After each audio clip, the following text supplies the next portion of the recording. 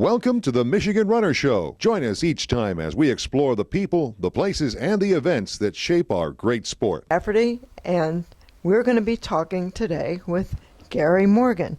And he's an Olympic race walker. And the thing about race walking is somebody has to help you learn how to do it because it's different from regular walking and it's different from running. So, Gary, tell us about Frank Soby. Well, me and Frank went back, hard to believe, 40 years, because that's when I first met him. Would have been in probably 1981. I tried a couple of races, and then I met Frank in this, early summer, early spring, after a couple of races I'd done down Levengood Park, and we'd, got to know each other, and one of our first we took a trip to Colorado Springs for an Olympic development week, and so me and him and one of the other guys from Michigan, Fabian Isaac, and we drove out to Colorado Springs, and that's where I got to know Frank, and we became really good friends over the years, and he developed his race walking coaching from there. He'd been a runner, run some marathons, and done a little bit of walking. But, he definitely wanted to move into a little more coaching and still compete as a master. So, definitely I learned, as a good friend, and always would give me tips on things I was doing. And I remember when I did my first state track championships, a 5K, at Michigan State University in June of 1981. I had a shirt on, and he's like, put on this mesh tank top here. It'd be cooler and this and that, and that's what I did. And just, one of those type of things that to this day, it just goes to show how he kind of helped me out. So, Gary, what stage were you in your career at that point? I was just starting out. I started out, I did a couple races in the fall, and then in the spring, got into a few more, and that's where I was developing myself. That summer where I really took a big leap of starting to do a lot more of the walking, and that's when Frank and me took this trip and did this state championship. And of course, at the time, it's always interesting, everybody's still involved. John Galt was the head of, at that time, TAC, and he was the one putting on the meet at Michigan State University.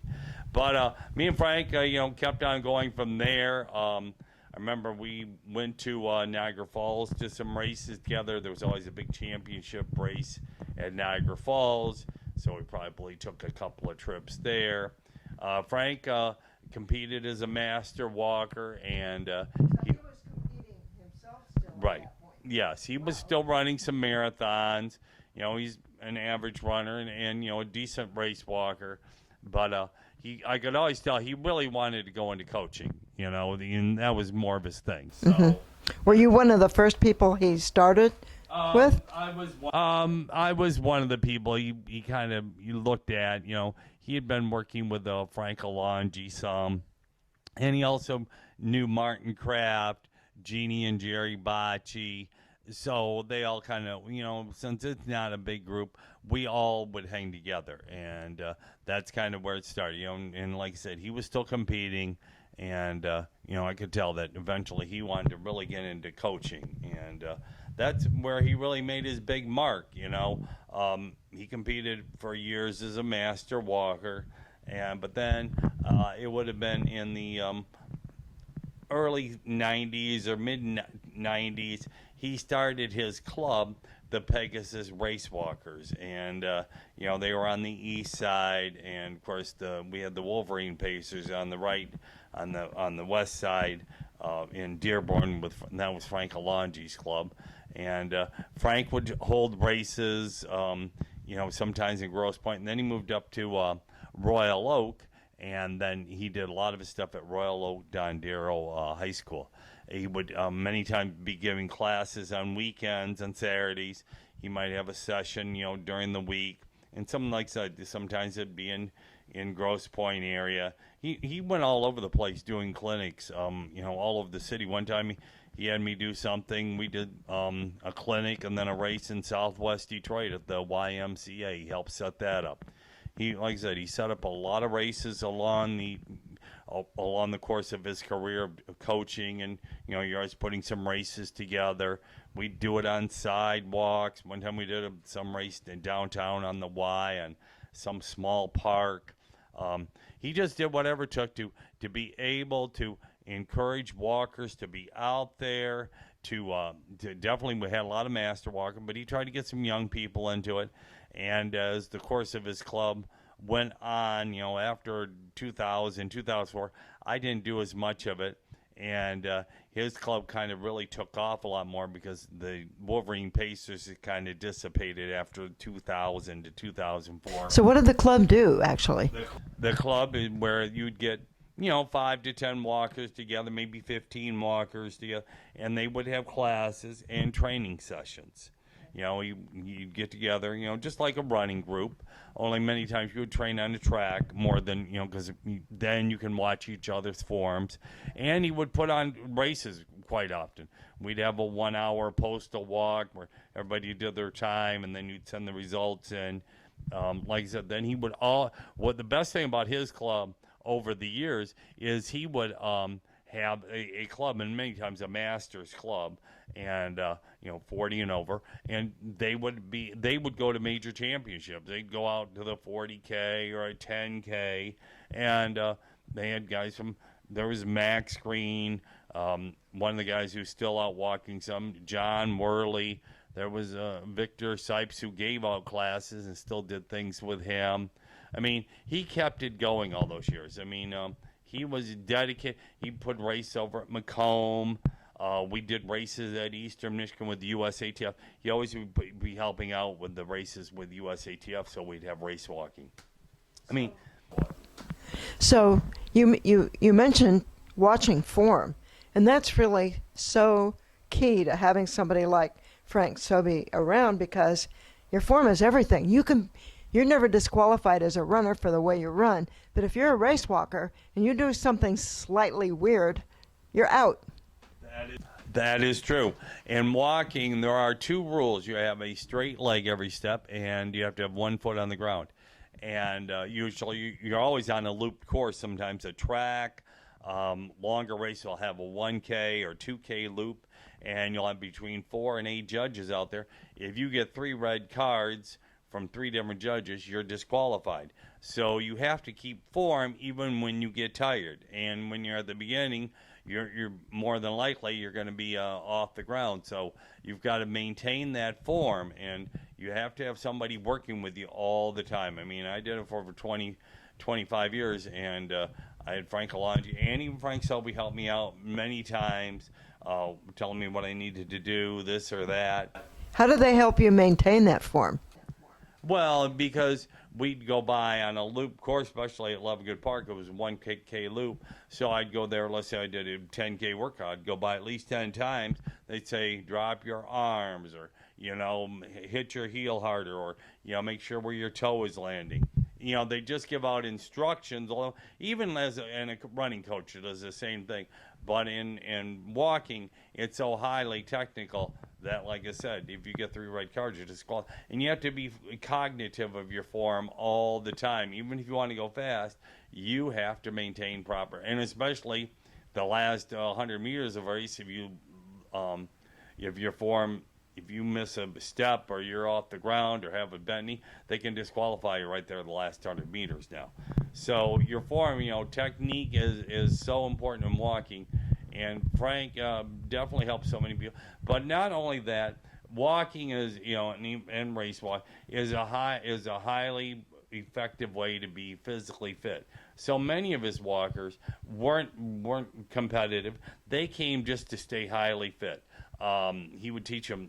We would do exercise. I was there sometime. He would have them do exercises.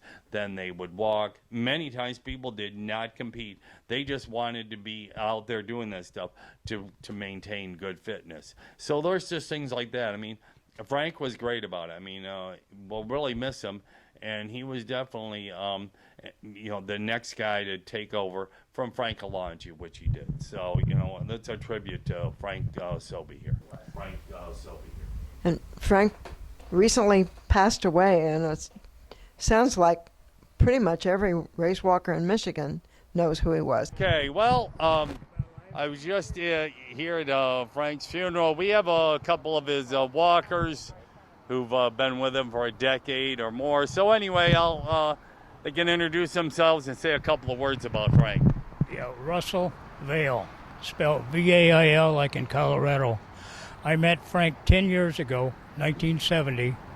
I was in Houston and overweight, out of shape and everything. So a friend of mine says, you ought to get into walking. I said, what's that? He said, walkers. They're really walkers out there. So I looked it up and I went to a track meet, got in a race. Frank happened to be an official. And at the end of the race, he comes over to me and says, you might want a little help with your race walking. Because I had zero technique and all that kind of stuff. So I said, I've been looking for you all my life. So he told me about Pegasus, and I joined, and I practiced for the last 10 years, and had a great time. And here I am today. I was a thorn in Frank's side time after time after time for innovations. Like, they didn't have an official shirt. So I designed a shirt. Frank held his nose, looked the other way, and everybody ended up with one of these shirts. And I gave him one. I gave it to him. Everybody else had to buy it. But Frank, for years, he would never wear that shirt because he's stubborn. Frank's stubborn. He's a German. He's stubborn. Oh, that's funny. But all in all, a great relationship, a great dedicated walker, and a good friend. That's good to hear. And we're going to miss him. Yep. We're really going to miss him. Thank you for that. Okay. I've known Frank since 2010. And yeah, I wanted to get better at walking faster in races. I didn't know anything really about race walking at that time. And obviously when we started out, he said, you are more of a fitness walker than you are a race walker. Obviously that bent knee, keeping that knee straight, obviously has always been a challenge for me. But been a very good coach. Last time I spoke with him was July 16th. He was at training. We were out doing like a 40-minute walk, and basically he pulled me aside because I was trying to do an event in September to become a U.S. Centurion walker, and that had gotten canceled, like many things are being canceled because of COVID. And basically we were discussing, and he was consoling me about that, and just how much the coach needed the athletes and how much the athletes needed the coach. Great guy. Well, glad to hear. That was awesome. Yep. Thank you for that nice few words about Frank. Thank you, both of you guys. Yeah, Frank helped me in my younger days, so that was definitely a nice thing to hear about it. Okay, I have another one of Frank's walkers here. He'll introduce himself and say a few words. Marv Larson and Frank taught me race walking 12 years ago, and he's a tough man to fill shoes with. That he gave me one of his pair of racing shoes, and I wear them all the time, and everyone in our club would miss him. He's a great teacher and a great man. Thank you. Thank you for those kind words. All right, I'm John Worley. I've been a Pegasus member, I think, since 2015, so I'm a relatively newcomer. And Frank took me under his wing and told me all the things I did wrong. And there was a lot of them. But Frank helped me in my race walking, and was very patient with me. I'm an old guy and a runner. And he helped me become the, I think it's the 75-year-old Michigan Senior Olympics race walk champion. So that was good.